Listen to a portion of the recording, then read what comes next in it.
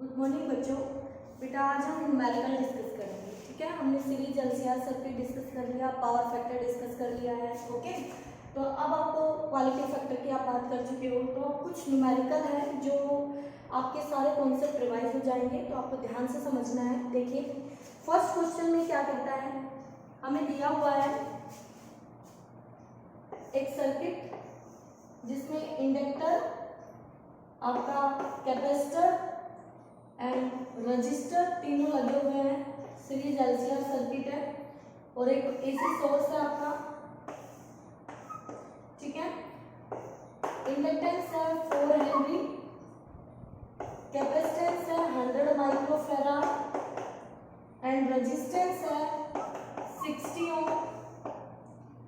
और ERMS जो है वो गिवन है आपको 240 वोल्ट और फ्रीक्वेंसी आपकी वेरिंग है, वेरिएबल फ्रीक्वेंसी। ओके, तो हमें फाइंड आउट करना है, सबसे पहले क्या क्या डिस्कस करना है इसमें, angular frequency. Okay, at resonance condition omega R angular frequency निकालनी है बेटा। फिर उसके बाद हमें बताना है करंट एट रेजोनेटिंग फ्रीक्वेंसी, इसी फ्रीक्वेंसी पे हमें आई एट ओमेगा आर भी निकालना है बच्चों। उसके बाद नेक्स्ट पार्ट में RMS potential drop across inductor at resonance potential drop. Third में VL at inductor at resonance at omega R condition पे ही बताना है आपको। ओके, और हाँ, ये आपको सारे पॉइंट डिस्कस करने हैं। चलिए स्टार्ट करते हैं फिर। ठीक है, सबसे पहले सीरीज एलसीआर सर्किट है तो सारी बातें आपके माइंड में होनी चाहिए कि करंट कैसे चलता है और वोल्टेज, करंट और वोल्टेज के बीच में जो फेज रिलेशनशिप होता है, अगर R है तो C है या L है लगे हुए हैं तो किस तरह से इनका रिलेशनशिप होता है। ठीक है, तो देखिए बेटा यहाँ पर सबसे पहले आप क्या करेंगे, रेजोनेंस फ्रीक्वेंसी यानी ओमेगा आर की तरफ चलते हैं। ठीक है, तो फर्स्ट पार्ट के लिए ओमेगा आर के लिए कंडीशन क्या है हमारी,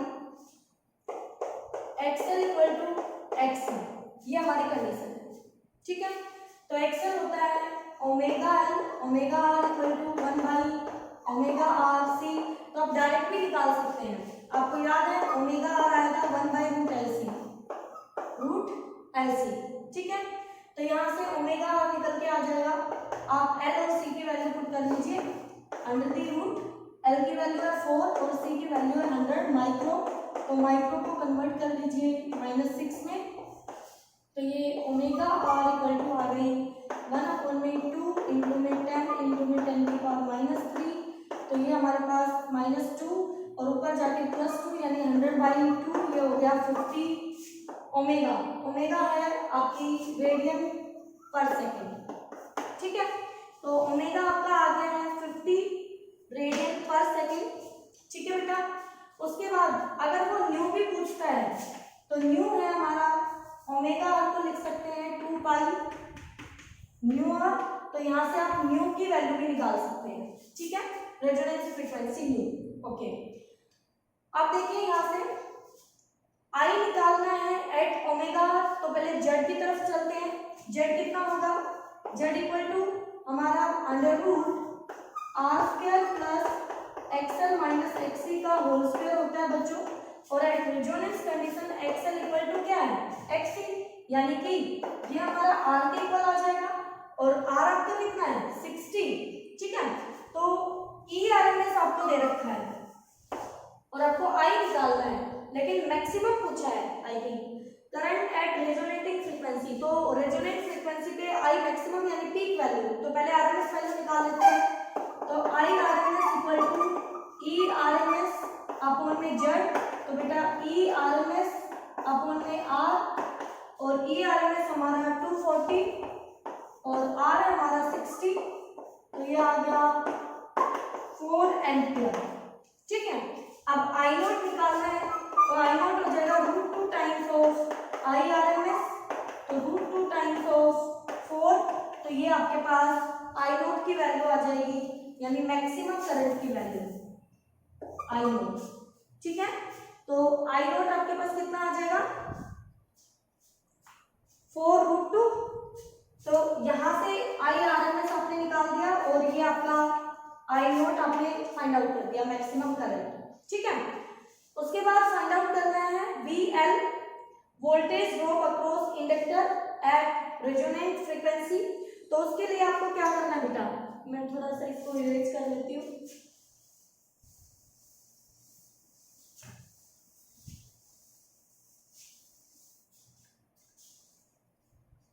तो ये हो जाएगा आपके पास voltage VL equal to I into में एक्सएल। अब एक्सएल क्या होता है ओमेगा है, आई इंटू में ओमेगा है। तो बेटा आई की वैल्यू आपको मालूम है, ओमेगा की वैल्यू अभी अभी आपने 50 फाइंड आउट की थी एंड क्वेश्चन में आपको एल गिवन है तो सभी की वैल्यू आप पुट कर देंगे। तो आई हमारा 4, ओमेगा है हमारा यहाँ पर 50 आया था।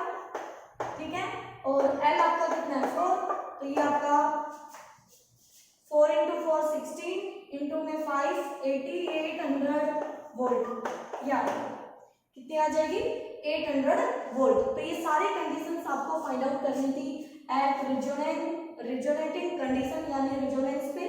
तो ये था आपका फर्स्ट न्यूमेरिकल। उसके बाद देखिए नेक्स्ट में क्या कहता है। नेक्स्ट क्वेश्चन में सिंपल क्वेश्चन है,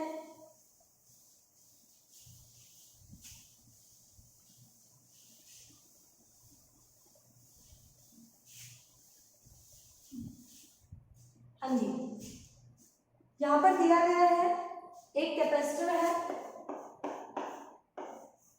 एसी सोर्स है और कैपेसिटेंस है 5 ओम। एसी सोर्स की वैल्यू है 10 sin omega T plus 60, 10 sin omega T plus 60। ये आपका वोल्टेज गिवन है। ओके, और कहता है राइट आई टी की इक्वेशन, यानी आपको करंट की इक्वेशन लिखनी है फॉर दिस। ठीक है, तो सबसे पहले हमें यहाँ से क्या करना होगा, वैल्यू फाइंड आउट करनी होगी आई नोट की, क्योंकि आई जो होता है I equal to I naught sine omega T plus 60 तो रहेगा, साथ में प्लस 5 जो भी है आपका फेज डिफरेंस, क्योंकि कैपेसिटर है तो वोल्टेज पीछे करंट आगे होती है, तो ये तो मैं अभी लिख सकती हूँ प्लस 90 आ जाएगा यहाँ पर। अब मुझे सिर्फ आई नोट की वैल्यू चाहिए, तो आई नोट के लिए ई नोट है मेरा 10, तो ये होगा ई नोट बाई एक्सी, तो ये हो गया 10 बाई 5 2 एम्पियर। देयरफॉर आई आ जाएगा हमारा 2 sign omega T plus 60 plus 90। ये आपकी करंट की इक्वेशन आ जाएगी बेटा, जो टाइम वेरिंग इक्वेशन होगी। ठीक है, इसी तरह नेक्स्ट क्वेश्चन में क्या दिया है, एक इंडक्टर है हमारे पास, उसका इंडक्टेंस दिया गया है 2 ओम,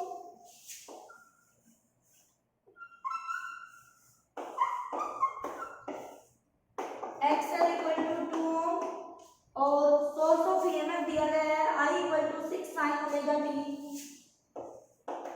I करंट दिया गया है I equal to 6 sine omega T plus 120 degree. कितने दिया गया बेटा 120 डिग्री दिया गया है। ठीक है, तो यहाँ से इक्वेशन लिखनी है ET वोल्टेज की। ओके, तो हमें पता है इंडक्टर में करंट पीछे वोल्टेज आगे, तो first of all plus 90 phase difference आएगा और ई नोट की वैल्यू हमें फाइंड आउट करनी है।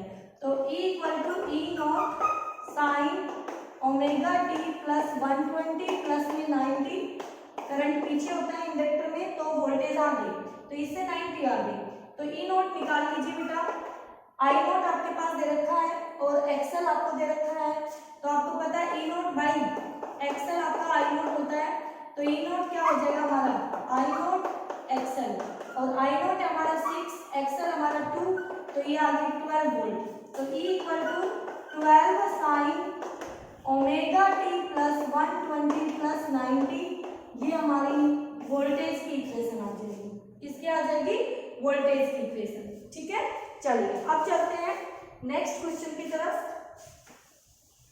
इसमें क्या कहता है,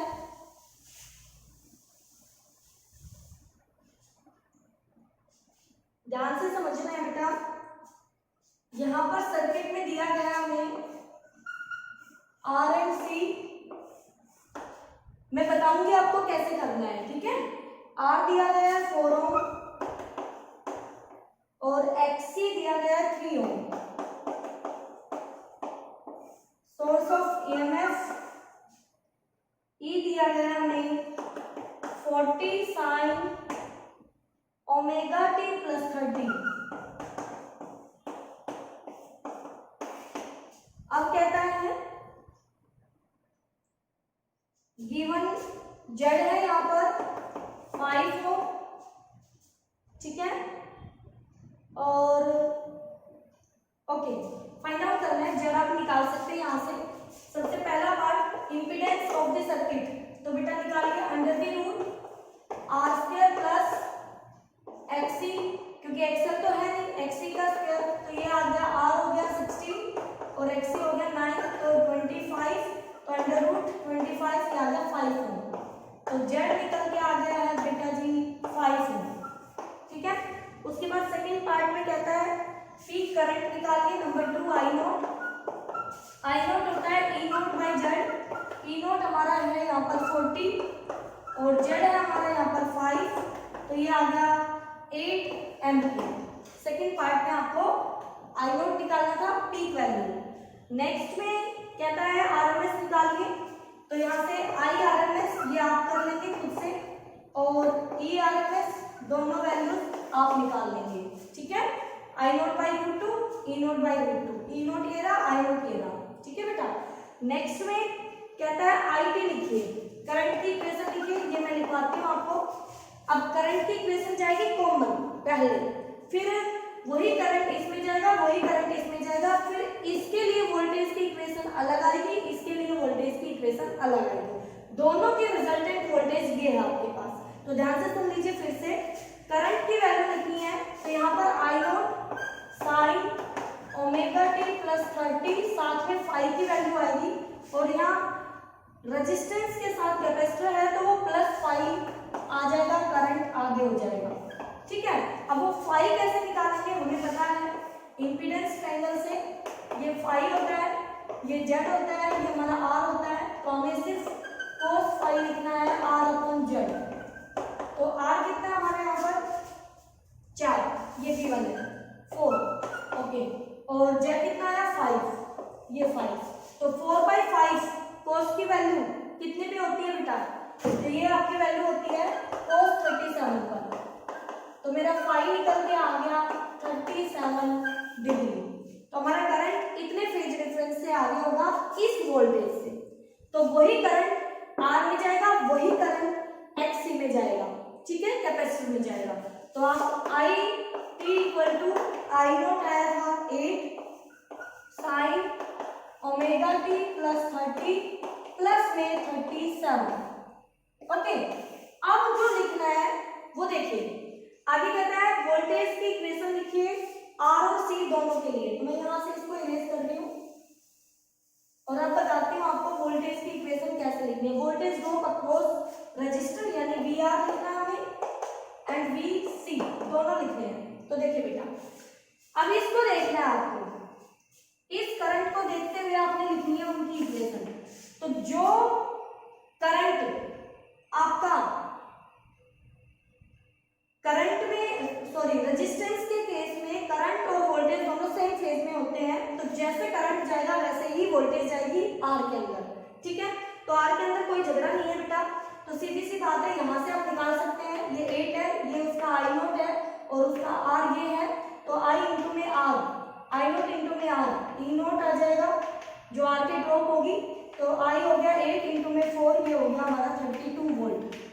तो आपकी 32 sine omega T plus 30 plus 7 ये आपकी voltage across R, sorry voltage across R हो जाएगी। इसी तरह से वोल्टेज अक्रॉस सी लिखनी है कैपेसिटर, तो कैपेसिटर का एक्सी आपको पता है, करंट की पीक वैल्यू आपको पता है, तो वहां से आप निकालेंगे तो वो कितनी आएगी, इसकी मैक्सिमम वोल्टेज ड्रॉप कितनी आएगी, तो वो आ जाएगी 3 इंटू में 8, तो वो हो गई आपकी value 24 sign omega T plus 30 plus 37।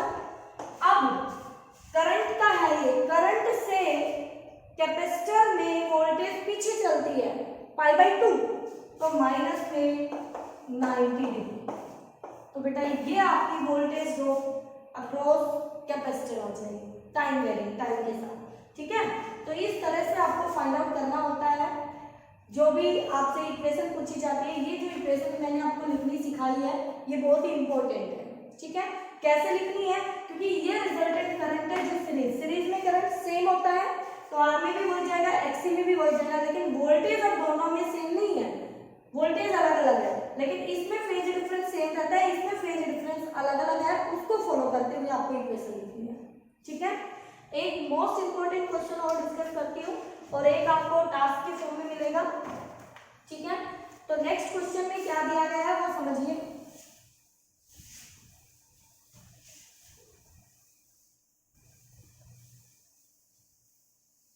यहां पर दिया गया है बेटा एक सीरीज एलसीआर सर्किट है जिसमें एसी सोर्स जो है आपका वो 200 वोल्ट और 50 हर्ट्ज का है, और आर सी एल के अक्रॉस जो वोल्टेज है वो 220 वोल्ट, 250 वोल्ट, 250 वोल्ट है रेस्पेक्टिवली तीनों में।